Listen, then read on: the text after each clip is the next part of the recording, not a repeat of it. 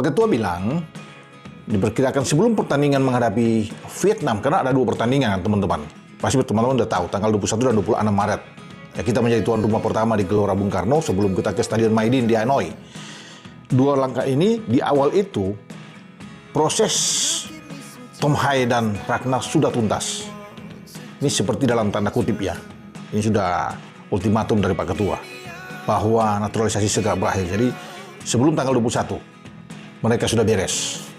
Dan Pak Erik ingin melihat, tentunya pasti teman-teman ingin menyaksikan Tom Haye bermain bersama dengan tim Merah Putih, tim Garuda, di bawah STY, termasuk dengan Ragnar Oratmangun. Jadi 2 ini yang akan menjadi perhatian utama, fokus bagi Ketua Umum. Dan kita harus bisa memenangkan laga pertama, laga krusial di kandang, tidak boleh kehilangan poin. Ini harga mati untuk bisa dapat 3 poin sebelum kita menatap laga kedua di Maidin Stadion di Hanoi. Dan di sana pun kita tidak boleh kehilangan poin. Artinya, jika tidak menang, imbang sudah bagus. 4 poin. Saya ingin membahas tentang pernyataan dari Ketua Umum PSSI, Pak Erick Thohir. Yang saya baca beritanya kemarin sore dan mulai rame di pagi hari ini bahwa proses naturalisasi dari 2 pemain diaspora Indonesia atau keturunan Indonesia, yakni Tom Haye dan Ragnar Oratmangun yang saat ini bermain di Liga Belanda, akan dikebut alias dipercepat supaya 2 pemain tersebut bisa membela timnas Indonesia di 2 pertandingan lawan Vietnam pada bulan Maret nanti dalam lanjutan pertandingan kualifikasi untuk Piala Dunia tahun 2026. Tentu ini bukan berita yang mengejutkan ya teman-teman, karena memang 2 pemain tersebut adalah pemain yang termasuk dalam kategori A+. Jadi bukan grade A, tapi A+. Kenapa? Karena 2 pemain tersebut adalah pemain yang sudah matang. Dan 2 pemain tersebut adalah pemain inti di masing-masing tim mereka yang bermain di kasta tertinggi kompetisi sepak bola Belanda.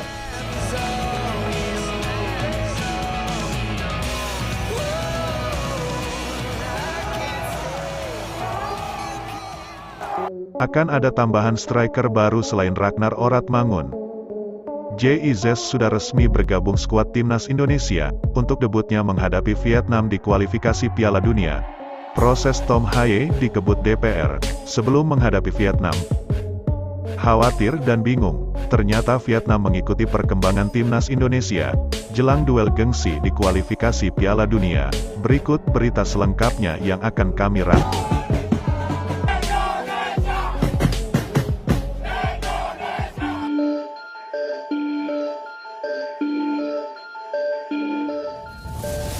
Penyerang muda potensial berpostur tinggi badan 193 cm, kembali ditemukan di Belanda. Apakah pelatih timnas Indonesia Sintayong langsung bergerak untuk meminta PSSI menaturalisasi penyerang berdarah Indonesia yang satu ini? Pemain ini bernama Tim Watering, penyerang berpostur tinggi besar yang dikenal tajam ini memperkuat klub Liga 3 di Belanda, The Travers. Watering tercatat tampil cukup gemilang dalam 20 pertandingan Liga 3 Belanda bersama The Travers musim ini. Dari 20 laga tersebut, Watering mampu mencetak 9 gol dan 1 assist. Berkat bantuan beberapa gol Watering, The Travers duduk di posisi 2 klasemen Liga 3 Belanda. Watering dan kedua orang tuanya lahir di Belanda, namun dia memiliki darah Indonesia dari garis neneknya. Orang tua ibunya lahir di Semarang, Jawa Tengah. Setelah menelusuri profilnya, Watering pun memberikan respon melalui akun Instagram pribadinya. Dia sadar bahwa dia memiliki darah Indonesia. Menanggapi hal itu, dia memberikan respon emoji kedua tangan dengan maksud berterima kasih. Dengan begitu Watering terindikasi memberikan respon positif. Apakah ini pertanda tim Watering sejatinya tertarik memperkuat timnas Indonesia? Satu hal yang pasti, melihat statistik yang ada sekarang, di musim depan, artinya Watering sudah memberikan kontribusi besar bagi klubnya, yang awalnya Liga 3 akan menuju Liga 2 Belanda. Mengingat posisi klubnya saat ini berada di posisi kedua, hanya masalah waktu bagi Watering untuk diboyong klub yang levelnya lebih tinggi. Bahkan tidak mustahil jika dia diminati klub utama Liga Belanda. Walaupun Watering mentas di Liga 3 Belanda, namun di atas lapangan, Watering diprediksi memiliki kualitas yang sedikit lebih baik di atas penyerang klub Liga 2 Belanda, yakni Delano Ladan. Sekedar diketahui, Delano Ladan sangat ngebet dan meminta agar dinaturalisasi menjadi warga negara Indonesia, untuk dapat membela timnas Garuda yang kini pamornya mulai dikenal dunia. Namun, karena dinilai kurang memiliki kemampuan yang istimewa, Delano Ladan hingga kini belum direspon PSSI. Musim ini bersama klubnya di Liga 2, yakni Top Os, Delano Ladan baru mengemas 1 gol dari 19 pertandingan di Liga 2 Belanda. Dalam menaturalisasi pemain, PSSI tidak asal-asalan, terlebih dahulu melihat kualitasnya disertai kebutuhan tim.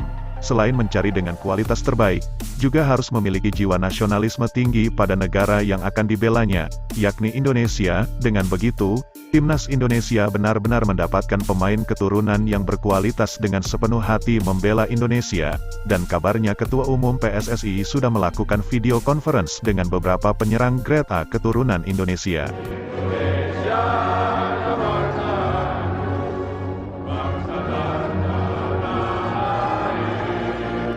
Ketua Umum PSSI menargetkan 2 pemain keturunan, yakni Tom Haye dan Ragnar Oratmangun, bisa sesegera mungkin tampil dalam kualifikasi Piala Dunia saat menghadapi Vietnam pada tanggal 21 dan tanggal 26 Maret. Hadirnya kedua pemain kasta tertinggi Liga Belanda tersebut, yang berposisi sebagai gelandang dan striker, diharap bisa membawa timnas Indonesia melaju putaran ketiga di kualifikasi Piala Dunia.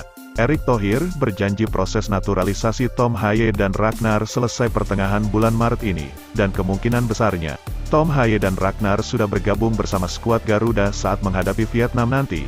Berikut ungkapan Ketua PSSI Erick Thohir, yang pasti kami bersama dengan Pak Sekjen dan Pak Arya akan mengurus proses naturalisasi Tom Haye dan Ragnar bisa tuntas pada pertengahan bulan Maret, sehingga mereka bisa tampil saat melawan Vietnam. Itu dulu pemain yang dinaturalisasi. Itulah kata Ketua PSSI dalam konferensi pers di Jakarta kemarin.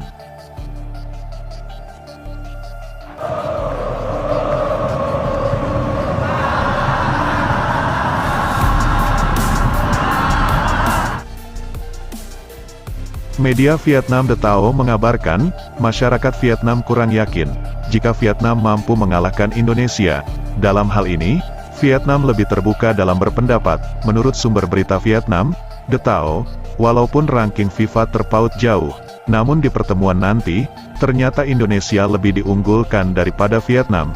Media asal Vietnam The Tao mengakuinya, sulit bagi timnas Vietnam untuk dapat menaklukkan Indonesia di ajang kualifikasi Piala Dunia nanti. Media Vietnam tersebut menilai, ada beberapa faktor yang membuat warga Vietnam lebih mengunggulkan Indonesia daripada timnas kebanggaannya sendiri.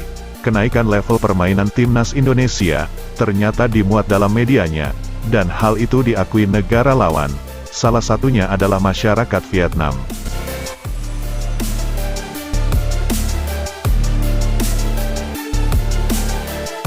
Kita ketahui bersama, Indonesia dan Vietnam tergabung di grup yang sama di kualifikasi Piala Dunia.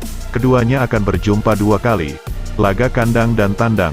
Pertemuan pertama akan berlangsung di Gelora Bung Karno pada tanggal 21 Maret. Selang 5 hari kemudian, pertandingan kedua akan digelar di Vietnam pada tanggal 26 Maret. Indonesia menjadi pihak pertama yang akan jadi tuan rumah.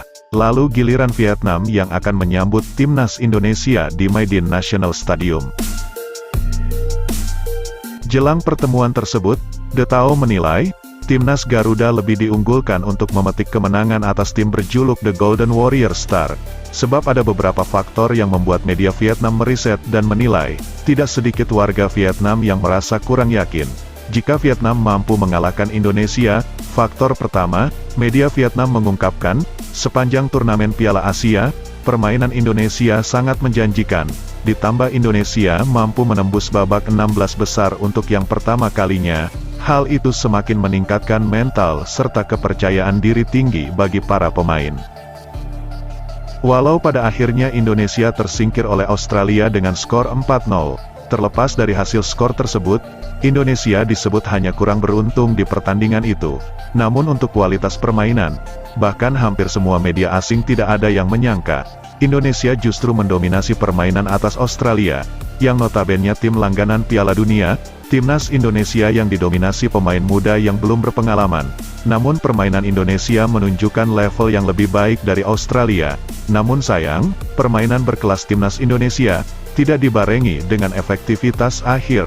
banyak peluang Indonesia yang terbuang sia-sia, beberapa peluang Indonesia belum mampu dikonversi menjadi gol. Lain halnya dengan efektivitas Australia, dari 4 peluang Australia, semua berbuah gol. Hal itu merujuk pada kematangan dan pengalaman sebuah tim di tingkat internasional. Well, not sure what time to make. Actually, fast, aren't they? Yeah, it's a really quick tempo to this game. I was just very quickly going to say that Australia, I think, came out of a very. Senada dengan ungkapan pelatih Australia, Graham Arnold, sejujurnya, saya sempat merasa khawatir. Kemenangan kami atas Indonesia tak terlepas karena kematangan serta pengalaman dan efektivitas permainan yang mampu menjawab semuanya. Garis besar yang diberitakan media Vietnam adalah, pencapaian Indonesia tetap terbilang luar biasa di ajang sebesar Piala Asia. Yang menjadi tren positif Indonesia adalah, kepercayaan diri mereka sudah berada di level tertinggi. Seluruh pemain Indonesia semua tampil percaya diri. Semua pemain bahkan tidak ada yang gugup, walau mereka dalam keadaan ditekan tim raksasa di mulut gawang. Hal itu, belum tentu dimiliki tim besar lainnya. Namun para pemain muda Indonesia sudah berada di titik itu. Faktor lain menurut The Tao, timnas Indonesia berpotensi semakin kuat jelang pertandingan kualifikasi Piala Dunia pada tanggal 21 Maret mendatang. Diketahui, saat ini PSSI sedang menyelesaikan proses naturalisasi sejumlah pemain keturunan yang berkualitas Eropa. Hadirnya tambahan pemain naturalisasi tentu menjadi kabar buruk bagi Vietnam. Sebelum ketambahan pemain berkelas seperti Tom Haye dan lainnya, Vietnam sudah dibekuk oleh timnas Indonesia. Ditambah lagi, media asal Vietnam tersebut mengungkapkan, timnas Vietnam akan semakin kesulitan untuk menghadapi permainan Indonesia di kualifikasi nanti.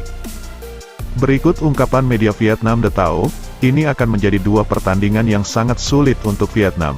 Selain karena Indonesia tengah berada di titik kepercayaan diri yang sangat tinggi usai tampil mengesankan di Piala Asia.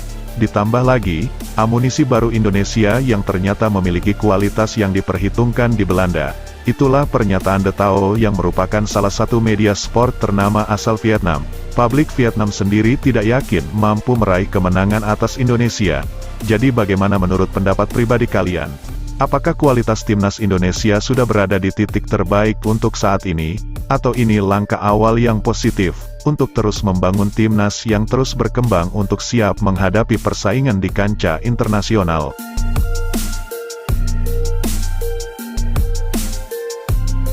Sebelum meninggalkan tayangan ini, silakan Anda subscribe channel ini, agar Anda tidak ketinggalan semua berita serta jadwal pertandingan terbaru timnas Indonesia.